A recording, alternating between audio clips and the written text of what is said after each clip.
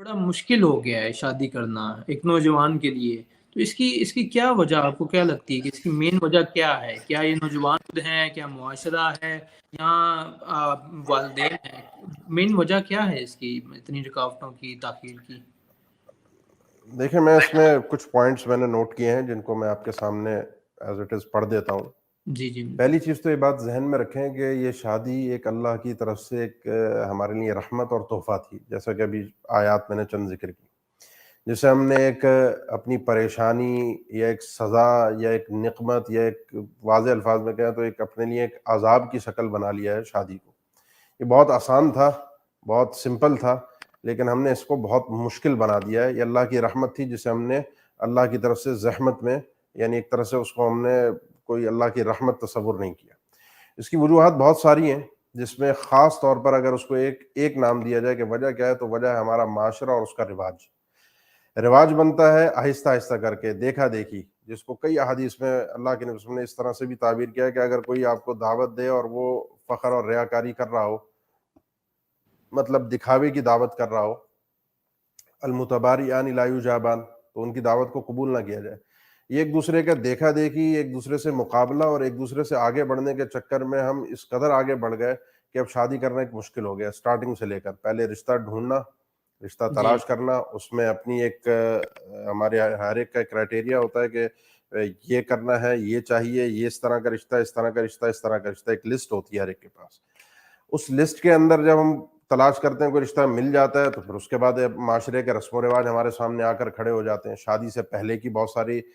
رسومات ہیں جن میں بہت سارے اخراجات ہیں، شادی کے درمیان کے بہت سارے ایسی رسومات ہیں ان کے اندر اخراجات ہیں، پھر شادی کے بعد کے بہت ساری ایسی رسومات ہیں جن میں اخراجات ہیں، جن میں خاص طور پر کھانے پینے کے معاملات ہیں، لین دین کے معاملات ہیں، مطلب لڑکی والوں کی طرف سے لڑکے والوں کے لیے جو تحائف ان کے والدین کے لیے، ان کے بہن بھائیوں کے لیے، پھر لڑکے والوں کی طرف سے لڑکی والوں کے لیے تحائف، پھر اس کے بعد شادی سے پہلے کی کچھ دعوتیں، پھر شادی کے موقع پر ایک دعوت جس کے اندر انواع و اقسام کے کھانے، پھر شادی کے بعد ولیمے کا ایک مرحلہ، اس کے بعد جہیز کی ایک لمبی کہانی ہے۔ یعنی آپ ایک سمجھے، میں آپ کو سچی بات بتاؤں، اب پورے ملک کی تو میں بات نہیں کر سکتا، لیکن میں آپ کو ایک نارمل، یعنی ایک مڈل کلاس کی میں بات کر رہا ہوں، میں کوئی اپر کلاس کی، لیڈ کلاس کی بات نہیں کر رہا۔ یہ ہمارے ہاں اس شہر کے اندر، میں کراچی اگر شہر کی بات کروں تو اس شہر کے اندر ایک شادی، ایک لڑکی کی شادی نارمل یعنی بہت سمپل اور سادہ، 25 سے 30 لاکھ روپے خرچہ یہ نارمل کا ہے۔ اور اگر آپ اس سے تھوڑا آگے چلے جائیں تو بات پھر تھوڑی سی اگر اپر کلاس میں چلے جائیں تو یہ کروڑوں میں بات جاتی ہے۔ پھر ایلیٹ کلاس کے تو کیا ہی کہنے ہیں، وہ تو نہ ختم ہونے والا ایک سلسلہ ہے۔ یعنی یعنی ہم دیکھتے ہیں بعض اوقات سننے کو ملتا ہے کہ جی، یعنی ایسے کوئی بہت بڑے لوگ نہیں، نارمل لوگ ہوتے ہیں جی، پتہ چلتا ہے شادی میں دلہن کا جوڑا 10 لاکھ کا، 12 لاکھ کا، 15 لاکھ کا، جو اس نے صرف ایک دن پہننا ہے۔ اب یہ ایک دن پہننے کا جو جوڑا ہے، جب یہ اتنا خرچہ ہے، جب ہم یہ چیز دکھائیں گے تو معاشرہ اس چیز کے اندر مرغوب ہوگا، یہ پریشانیوں کے اندر دھستا جائے گا۔ جب یہ پریشانیوں میں دھستا جائے گا تو اب اس نکاح کو اگر آسان کرنا ہے تو اس رسم و رواج کو توڑنا پڑے گا۔ اس کو اگر سب سے پہلے اللہ کی عبادت سمجھیں، ثواب سمجھیں، آسان کریں اور بالکل سمپل کر دیں، ان رسم و رواج سے باہر نکل جائیں، تو یہ ہمارے لیے آسانی کا ذریعہ ہے۔ میں آپ کا ایک سوال اس کے اوپر بننا چاہیے، آپ یقیناً کریں گے کہ جی اس کا حل کیا ہے، کیونکہ جی پروگرام کا وقت کافی ہو چکا ہے، یعنی لیٹ پروگرام شروع ہوا ہے، تو بات زیادہ طویل نہ ہو تو میں ساتھ ہی اس کا حل بھی آپ کو ذکر کر دوں۔ جی جی اس کا بالکل۔ حل ہے سادگی۔ سادگی سے کیا مراد ہے؟ دیکھیں، سادگی سے مراد جو ہے وہ اللہ کے نبی صلی اللہ علیہ وسلم کے دور میں رواج نہیں تھے۔ یعنی جیسے ہمارے یہاں رواج بنتا ہے نا، میں نے ذکر کیا کہ ایک کو دیکھا دیکھی، تو اس طرح جب ہم اس رواج کو توڑنا چاہیں گے، ختم کرنا چاہیں گے، تو ایک دن میں نہیں ہوگا کہ آج کوئی آرڈر پاس ہو جائے۔ گورنمنٹ کرتی ہے، مطلب آپ کے پنجاب گورنمنٹ کی طرف سے ایک وقت میں فیڈرل گورنمنٹ نے بھی اعلان کیا تھا کہ شادی میں ایک کھانا ہوگا، ون ڈش۔ تو پھر بھی لوگ جو ہے وہ بہانے سے، کوئی جو ہے وہ اپنے بچے کی برتھ ڈے کے نام پر، کوئی کسی اور تقریب کے نام پر، کوئی کسی اور معاملے کو، یعنی دنیا کو دھوکہ دے کے، قانون کو دھوکہ دے کر، وہ اپنے اس پروگرام کے اندر کئی ڈشز کے ساتھ کھانے کی دعوت کرنا چاہتا ہے۔ جب ہم اس رسم کو توڑیں گے ایک ایک کر کے، یعنی ہم دکھائیں گے نہیں جی ہم سادگی پر ہیں، ہم سادگی کے ساتھ یہ کام کرتے ہیں، تو یہ رسم ٹوٹ جائے گی۔ اب سادگی کی میں آپ کو صرف 2 مثالیں دیتا ہوں۔ سیدنا عبد الرحمن ابن عوف رضی اللہ تعالیٰ عنہ مکہ سے ہجرت کر کے آئے، اللہ کے نبی سے ایک دن ملاقات ہوئی، آپ نے، سیدنا انس فرماتے ہیں غالباً صحیح مسلم، صحیح بخاری، دیگر کئی کتب حدیث میں حدیث ہے کہ ان کے مطلب کپڑوں پر یا چہرے پر یا وجود پر جو ہے وہ زرد مطلب جو میک اپ ٹائپ کے آثار ہوتے ہیں تو آپ کو نظر آئے۔ تو آپ صلی اللہ علیہ وسلم نے فرمایا یہ مطلب کیا چیز ہے، یہ مطلب ایسا کیوں ہے؟ انہوں نے فرمایا کہ تزوجت امرأۃ من الانصار، میں نے ایک انصاری خاتون سے شادی کر لی ہے۔ یعنی نہ نبی صلی اللہ علیہ وسلم کے علم میں تھا، نہ آپ کو دعوت دی، نہ کوئی انہوں نے اہتمام کیا کہ نہیں جی ہمارا نکاح نبی کریم صلی اللہ علیہ وسلم آ کر پڑھائیں گے،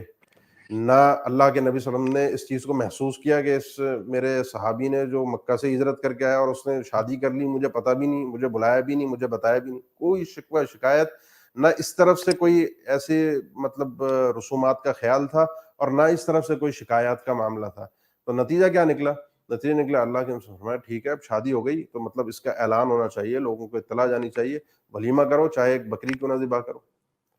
مطلب کوئی کسی سے شکوے اور شکایت کی بات نہیں تھی۔ صحیح مسلم میں ایک اور حدیث ہے، اللہ کے نبی صلی اللہ علیہ وسلم کی ایک خصوصیت ہے جو قرآن مجید نے ذکر کی ہے کہ عام طور پہ آپ کو پتہ ہے کہ جو رواج میں ہے وہ یہ ہے کہ لڑکے کی طرف سے لڑکی کا یا لڑکے والوں کی طرف سے لڑکی والوں کی طرف رشتے کا پیغام جاتا ہے۔ جی اللہ کے نبی صلی اللہ علیہ وسلم کو اللہ تعالیٰ نے یہ خصوصیت کے ساتھ پیغام دیا وَإِنِ امْرَأَةٌ وَهَبَتْ نَفْسَهَا لِلنَّبِيِّ إِنْ أَرَادَ النَّبِيُّ أَن يَسْتَنكِحَهَا، سورۃ الاحزاب میں 22 پارے میں یہ چیز آیت موجود ہے کہ خالصۃ لک من دون المؤمنین، کوئی عورت آ کر اپنے آپ کو خود نبی صلی اللہ علیہ وسلم کے لیے نکاح کے اندر پیش کرنے کے لیے بات کہے اور کہہ سکتی ہے بغیر حق مہر کے، تو وہ کرنا چاہے کر سکتی ہے، صرف اے اللہ کے نبی آپ کے لیے ہے، اس کے علاوہ دیگر مومنوں کے لیے حکم نہیں ہے۔ تو یہ اسی آیت کے مطابق ایک عورت اللہ کے نبی صلی اللہ علیہ وسلم کے پاس آئی اور اس نے کہا کہ وَهَبْتُ نَفْسِي لَكَ، اللہ کے نبی میں اس طرح سے یہ جو حکم ربانی ہے اس کی تعمیل کرتے ہوئے آپ کے ساتھ نکاح کا معاملہ رکھنا چاہتی ہوں۔ ایک دفعہ بات ہوئی، 2 دفعہ بات ہوئی، 3 دفعہ بات ہوئی، لیکن اللہ کے نبی صلی اللہ علیہ وسلم نے کوئی جواب نہیں دیا۔ تو ایک شخص صحابی کھڑے ہوئے اسی محفل میں سے کہ اللہ کے نبی اگر آپ نہیں کرنا چاہتے تو آپ کا اگر ارادہ نہیں ہے تو میری شادی اس عورت سے کروا دیجئے۔ اور میں ٹھیک ہے تمہاری شادی تو کروا دیں لیکن حق مہر میں دینے کے لیے کچھ ہے؟ اس نے کہا نہیں۔ آپ صلی اللہ علیہ وسلم نے فرمایا جاؤ حق مہر کے لیے کچھ تلاش کرو، چاہے ایک لوہے کی انگوٹھی کیوں نہ مل سکے وہ بھی لاؤ، لیکن اس عورت کو حق مہر ضرور دینا ہے۔ وہ گئے تلاش کر کے واپس آئے، کہنے لگے کچھ بھی نہیں ملا۔ اللہ کے نبی صلی اللہ علیہ وسلم نے فرمایا پھر اور کیا ہے؟ کہنے لگے یہ ایک ازار ہے، ایک چادر ہے جو انہوں نے جسم پر لپیٹی ہوئی تھی، ما عندی الا ازاری ھذا، صرف یہی چادر ہے، میں کرتا ہی ہوں کہ اس کو پھاڑ کے 2 ٹکڑے کر دیتا ہوں، ایک اس کو دے دیتا ہوں، ایک میں رکھ لیتا ہوں۔ آپ صلی اللہ علیہ وسلم نے فرمایا کہ نہ یہ تمہارے کام کی رہے گی نہ اس کے کام کی رہے گی، اور اگر تم اس کو آدھا دے دو گے تو تمہارے پاس بھی پھر کچھ نہیں بچے گا۔ پھر یہ بتاؤ کہ تمہیں قرآن مجید کی کون کون سی صورتیں یاد ہیں؟ قرآن یاد ہے؟ فلاں فلاں صورت اس شخص نے کہا یاد ہے، صحابی نے فرمایا۔ تو آپ صلی اللہ علیہ وسلم نے فرمایا کہ ٹھیک ہے ان صورتوں کے عوض کہ یہ صورتوں کی تعلیم تم اس عورت کو دو گے، میں تمہاری اس کے بدلے اس سے شادی کروا دیتا ہوں۔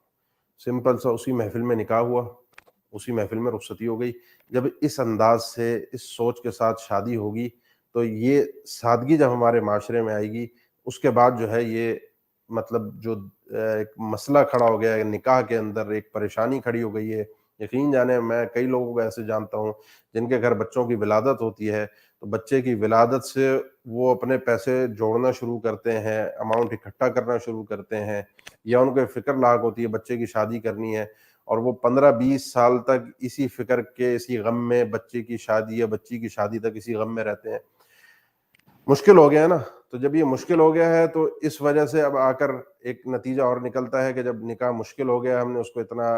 آسان چیز تھی اس کو اتنا مشکل کر دیا، تو نتیجہ نکلا کہ شادی لیٹ ہونا شروع ہو گئی۔